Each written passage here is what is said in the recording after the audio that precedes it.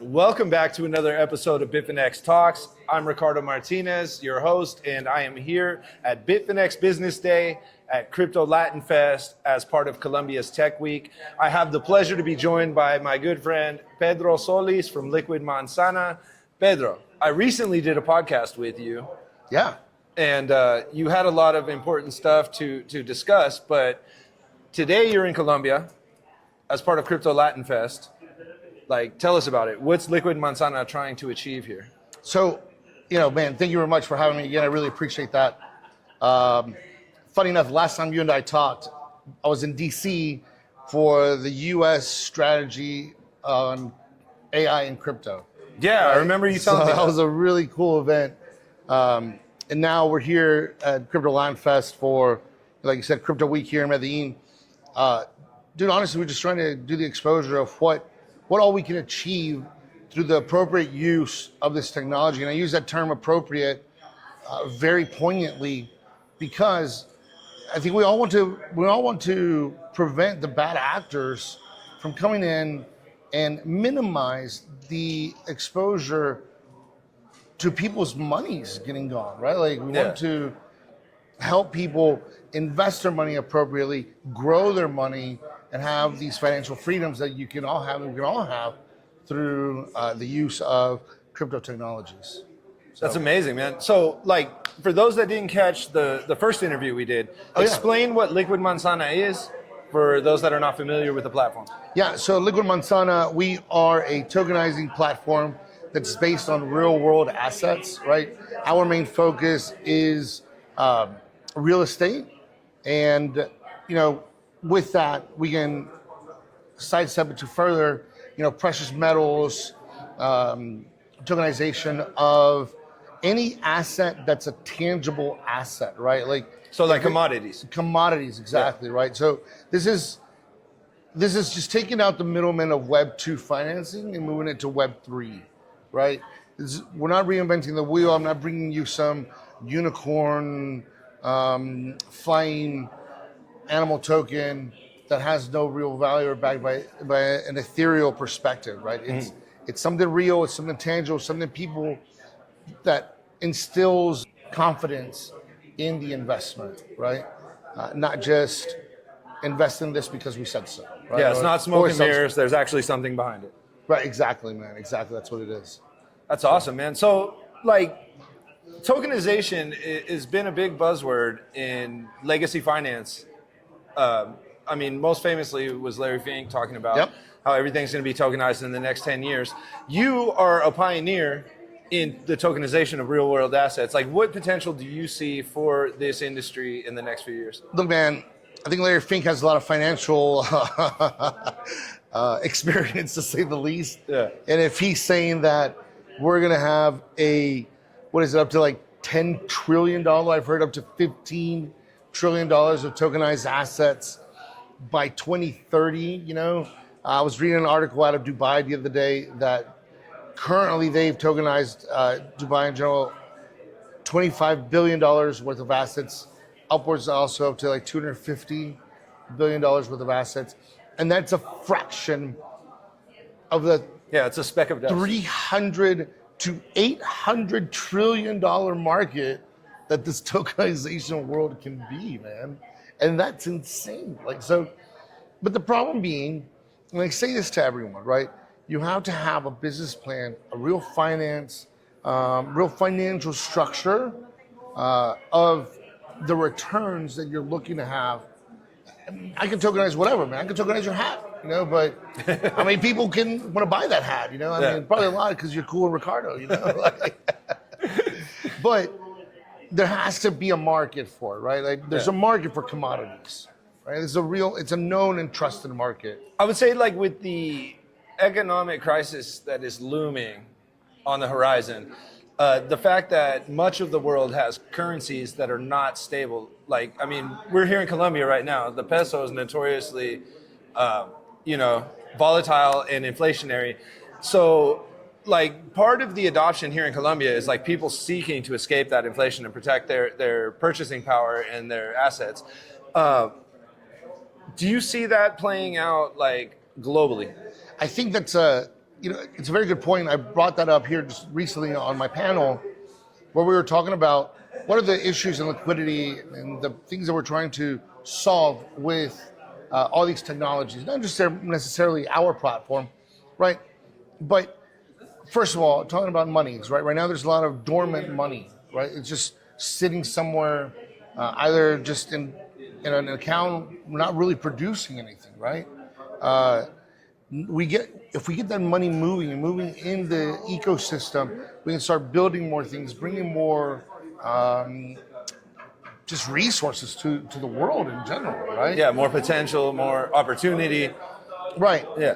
The other point is creating the trust in the market and the investment you're making, right? With the tokenization of real world assets, we're eliminating that questionability, if you will, right? It's something that people can understand. The further point is we can also execute this with a speed that hasn't been seen before, right? You can go on an exchange, make a quick transaction, and send like $10 billion. Right, and in no time, those assets are yours. Yeah.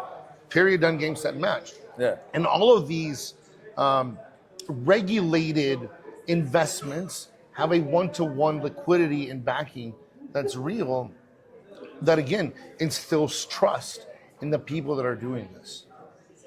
So, like with Latin America, like Liquid Manzana is based out of El Salvador. Correct. But you guys are looking at Latin America in general and probably beyond.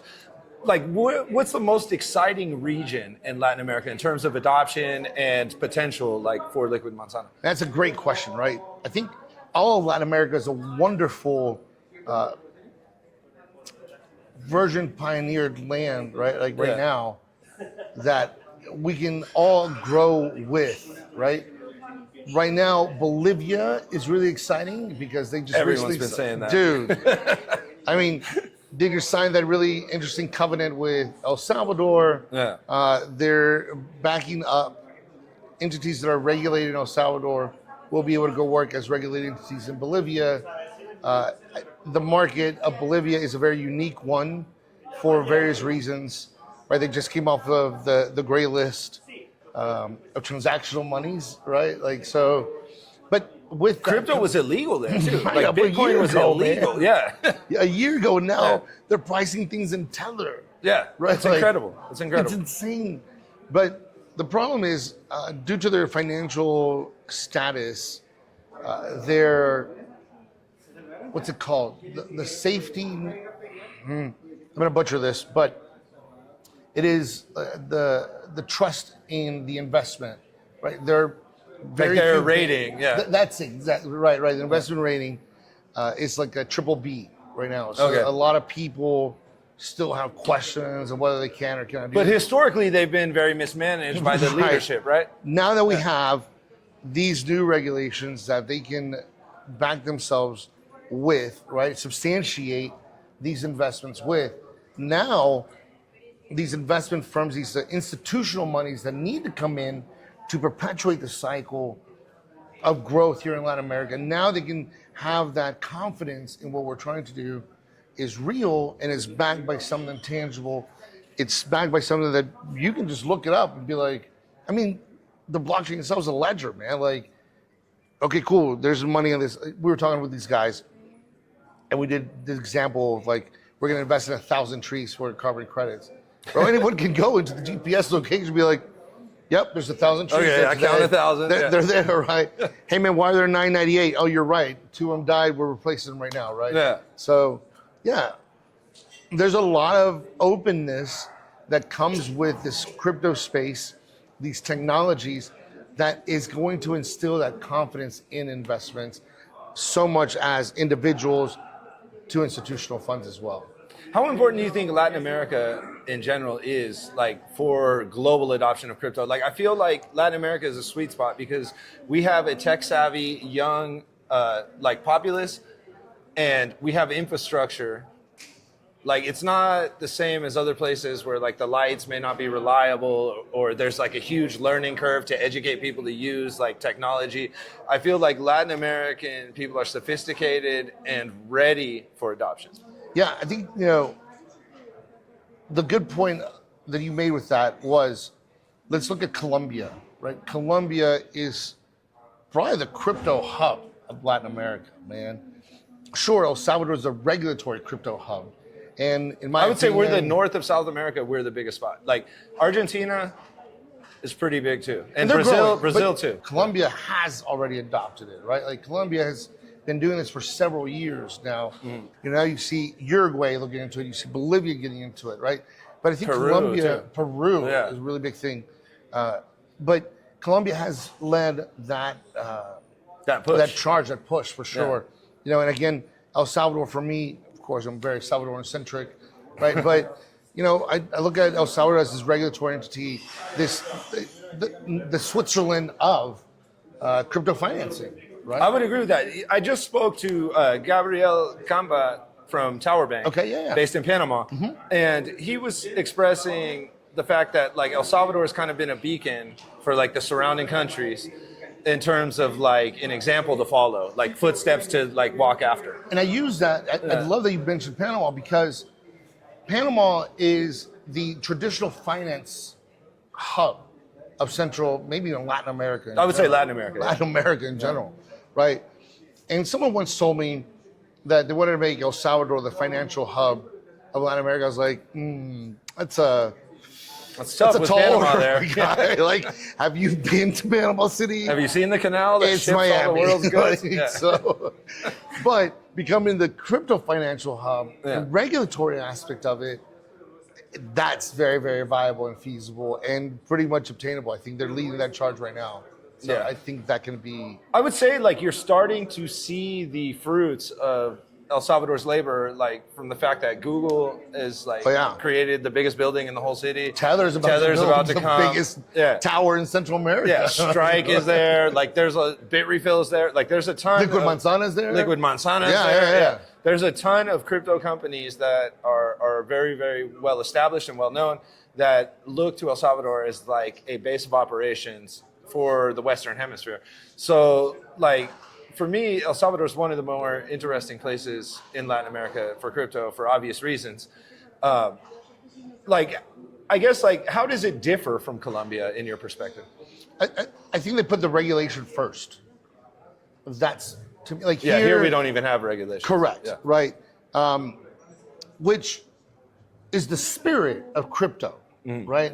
I really love that because that is the essence of what a decentralized network or decentralized token was supposed to be. Right? Everyone growing and moving in rhythm, in their rhythm, right? However, we need the regulatory system so we can avoid any of these scams, and pyramids, the downfall of any financial system, right? So I think El Salvador leading the charge in that regulatory perspective and maybe creating it to where it will grow so that they can be the Latin America, again, I made this mention earlier, the UN of crypto for Latin America, right? If we have a united digital asset front, that would be really good. And I think El Salvador can really do that. They've worked really hard with everyone. They work closely hand in hand with so many big players and so many small players, right? Entrepreneurs to institutional people to create the appropriate regulation that helps both. Again, the individual entrepreneur up to the institutional people. So, and in terms of institutional adoption, like how do you view the landscape? I think everyone is slowly moving towards that, right? The biggest holdouts have been banks and governments, right? Because how do you render into Caesar something that's decentralized, right? And they need to have that, right? But as this progresses and they're seeing the mass adoption, international adoption, right? You look at, again, I mentioned Dubai earlier, but you look at what Dubai is doing, you look at what the US has done, right? You look at El Salvador, you look at all these countries that are really aggrandizing their financial system through the crypto technologies that currently exist. If you don't see the growth of that, you're just going to get left behind, man.